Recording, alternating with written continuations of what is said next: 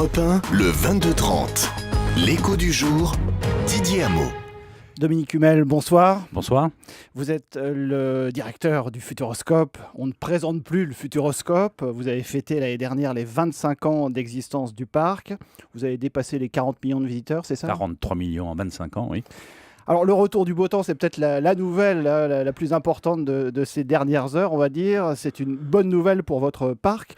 Comment se porte le Futuroscope en ce printemps 2013 ? C'est vrai que nous sommes, comme tous les parcs météo-sensibles, un peu moins malgré tout que d'autres, car beaucoup de choses se vivent à l'intérieur. Donc on a un peu souffert de cette météo de février, parce que les gens osent moins se déplacer. Surtout là que l'impact se fait. Et là, les réservations pour les vacances de Pâques sont bonnes. Donc je pense qu'on va rattraper le petit retard qu'on a pris, à en juger en tout cas les réservations prises ces derniers jours. Avec beaucoup d'actu, des nouveautés. Oui. Vous pouvez nous en parler un petit peu ? On est sur cette règle que je rappelle régulièrement de 20% de renouvellement par an, ce qui veut dire 5 voire 6 nouveautés tous les ans, ce qui est assez dynamique sur ce marché, et c'est pourquoi nous investissons 10% du chiffre d'affaires. Voilà, donc cette année on a pris le thème de la musique, parce que c'est un thème de fête, un thème aussi de partage entre les générations. Alors dès l'ouverture en février, nous avions autour de Martin Solveig une attraction Danse avec les robots, ouais. Voilà, qui est une attraction assez dynamique, et donc Martin Solveig a pensé avec nous un dispositif où des bras articulés vous permettent de gesticuler au bout, ou alors de regarder le spectacle si on ne veut pas le faire, sur des musiques de dance floor, on va dire ça comme ça. Depuis que le beau temps est revenu, un spectacle du soir en plein air, avec une jolie musique de Bruno Coulet, l'homme des choristes, sur une mise en scène de Scherzo qui aime bien ces grands shows de plein air, et avec la jolie voix de Nolwenn Leroy. Donc ça c'est parti, et ça doit être un élément important pour attirer les gens en court séjour. Puis je ne vais pas être trop long, mais les Beatles bientôt en 4D, etc. L'aérobar aussi. L'aérobar, c'est une idée en fait que nous a proposé un créatif français qui a sorti de Polytechnique, où il avait fait une étude de cas sur ce sujet-là, inventé un dispositif qui permet effectivement à 35 mètres d'altitude, les jambes suspendues dans le vide, de boire un verre. Alors, vous évoluez dans le giron de la Compagnie des Alpes. Est-ce que ça a changé quelque chose depuis cette arrivée en termes d'investissement déjà ? Ça n'a pas changé les fondamentaux, bien évidemment. Nous sommes rentrés dans une famille professionnelle, deux professionnels, et donc il y a ces confrontations qui sont utiles pour progresser. En termes d'investissement, nous sommes sur le plan pluriannuel d'investissement que nous avions prévu, car nous avons les capacités, par les excédents que nous générons, de faire face à nos propres financements. Vos objectifs cette année, vous avez des objectifs ? Oui, on fait des budgets comme tout le monde, et on essaie de les tenir comme tout le monde.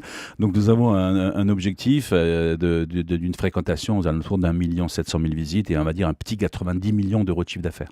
Vous insistez beaucoup sur le taux de revisite. Oui, parce que dans ce métier-là, on est tous nés en gros il y a 25 ans, Disney, Astérix bien sûr, à la fin des années 80, et nous sommes depuis quelques années maintenant dans une logique de fidélisation, faire revenir ceux qui ont aimé, et donc le renouvellement est un moteur de la revisite. Je dis souvent qu'au Futuroscope, l'équation de marketing, c'est faire venir malgré la distance et faire revenir malgré la connaissance. Donc la connaissance, c'est évidemment la visite déjà faite, ce qui suppose du renouvellement, et la distance et tous les efforts pour expliquer aux gens que nous ne sommes pas au bout du monde, nous sommes à 1h20 de Paris en TGV par exemple. Vous avez des objectifs là-dessus ? Vous avez 90% à peu près de votre clientèle qui est française, c'est ça, 90% ? Oui, 90% est française. Est-ce que vous avez des objectifs concernant, par exemple, la clientèle étrangère ? Vous avez vraiment envie d'attirer plus d'anglais, plus d'espagnols ? On sait que c'est les deux pays qui marchent bien. Voilà, et puis l'Europe du Nord, un peu la Suisse maintenant. Puis grâce à la CDA, d'ailleurs, nous attaquons les marchés plus éloignés, puisqu'on a les moyens de le faire avec eux. Donc effectivement, nous espérons que l'Espagne va tenir encore le coup, parce que c'est notre premier marché, mais c'est plus difficile depuis 3 ans. Et nous avons des objectifs à 10% sur l'ensemble de ces marchés étrangers. C'est une activité dans laquelle et pour laquelle nous sommes en partenariat avec les collectivités locales, parce qu'au fond, ce qu'on met en avant, c'est la destination pays du Futuroscope, c'est la destination Poitou-Charentes, car on sait bien que les enjeux là dépassent le simple parc de loisirs. Alors justement, oui, la Vienne en a profité évidemment du Futuroscope énormément en termes d'image, qui est un superbe département, d'ailleurs on ne le dit pas assez.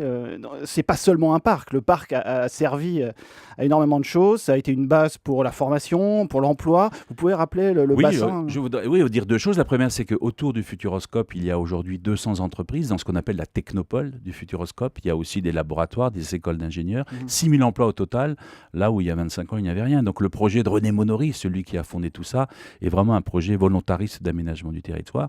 Et sur le plan touristique, c'est un peu comme un feu d'artifice. Il y a une explosion principale, c'était le Futuroscope, puis des explosions secondaires, la vallée des singes, il y a une volerie des aigles, il y a une cité des serpents, etc., etc. Et bientôt Center Park, qui va s'installer dans le pays du Futuroscope en 2015. Alors ça, c'est un gros projet. 5e Center Park de France, 300 millions d'euros d'investissement, 700 emplois, Avec Pierre et Vacances. 300 000 personnes par an. Donc oui, c'est une grosse locomotive. Oui, pour vous, c'est vraiment le projet, un des projets majeurs, on va dire, de Absolument, de ces ça prochains mois. conforte la destination Vienne, pays du Futuroscope. Et j'espère qu'on va être en synergie l'un et l'autre pour générer du trafic. Les autres projets, vous avez parlé à un certain moment d'implantation à l'étranger. Qu'est-ce qu'on peut envisager maintenant? Oui, c'est vrai que l'étranger s'intéresse régulièrement à nous, notamment les pays asiatiques, la Chine, parce que le thème du futur, le thème des technologies est un thème qui fonctionne aussi de l'autre côté des mers. Et nous avons toujours des discussions en cours, notamment sur Shanghai, notamment en plus au sud encore de la Chine, mais pour l'instant on va rester prudent parce que souvent ces dossiers prennent du temps, n'aboutissent pas forcément. C'est assez compliqué, mais c'est assez prometteur malgré tout. Vous avez des projets d'investissement avec la Compagnie des Alpes, des synergies à mettre en place? Oui, notamment sur ce terrain-là du développement. Donc, premièrement, nous avons déjà fait des regroupements en termes d'action commerciale. Aujourd'hui, l'équipe du Futuroscope en Espagne promeut Astérix et Grévin. Et nous sommes mis en avant sur le plan commercial par les équipes de Grévin et d'Astérix sur l'Europe du Nord. Et en effet, en termes de développement, il y a des synergies parce que l'image arrive un peu partout. Elle va arriver aussi dans les parcs d'attractions plus classiques comme ceux de la Compagnie des Alpes. Et il y a certaines attractions mécaniques qui pourraient nous intéresser. Donc ça, c'est devant nous en termes de fertilisation croisée et de contenu. Vous avez beaucoup travaillé la partie Internet aussi. Votre site a été récompensé d'ailleurs. Absolument. C'est important pour vous Et oui, finalement, Internet et l'ensemble du numérique, c'est une assez bonne nouvelle parce que ça baisse les coûts de communication, de commercialisation. Ça baisse aussi les coûts de l'image, puisque nous sommes un parc fait d'images. Le numérique, aujourd'hui, permet des choses que l'argentique ne permettait pas. Sujet intéressant. Et en ce qui concerne en tout cas la vente sur site, nous réalisons à peu près 20 millions d'euros de chiffre d'affaires en vente directe par notre propre site. Et donc, c'est effectivement très important. Il y a des projets humour, vous en avez parlé un petit peu, ça c'est pour 2014, c'est ça? Oui, on a envie de franchir quelques frontières là, pour élargir l'expérience du visiteur. Et donc, sans qu'il soit déjà l'heure d'en parler, mais d'ici quelques temps, à la fin de l'année, nous aurons une attraction sur le thème du voyage dans le temps, mais qui va être assez parodique et qui devrait ramener cette dimension de l'humour, qui est un des sujets que nous devons également intégrer dans notre offre et notre expérience de visite. Toujours avec des grands noms, vous avez Martin Solveig. Avec une grande maison, on va dire. Mais je vous en parlerai plus tard. Juste pour terminer, c'est vrai que votre site internet a été récompensé. Vous attirez toujours plus de visiteurs de façon délocalisée. Vous visez aussi l'étranger plus loin.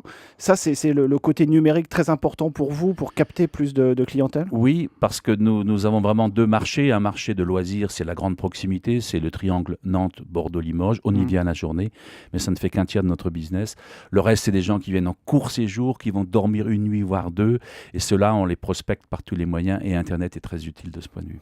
Quand est-ce qu'on sait qu'une saison est gagnée, si on peut dire? On avait l'habitude de dire, après les vacances de Pâques, on a une bonne tendance. J'observe malgré tout depuis 3 ans que Pâques peut être réussi et l'été peut l'être moins. Nous, l'été, nous sommes assez tributaires du trafic touristique de la côte atlantique. Beaucoup des résidents touristiques viennent aux visites au Futuroscope et il y a un match chaque année entre la côte atlantique et la côte d'Azur. Donc on va voir qui va gagner, mais nous, on est un peu plus en retombées économiques l'été. En revanche, les mois qui sont devant nous, c'est vraiment du trafic Futuroscope à 100%. Merci Dominique Merci Hummel, le directeur du Futuroscope. Et vous pouvez retrouver cette interview en podcast sur le site internet d'Europe 1, europe1.fr.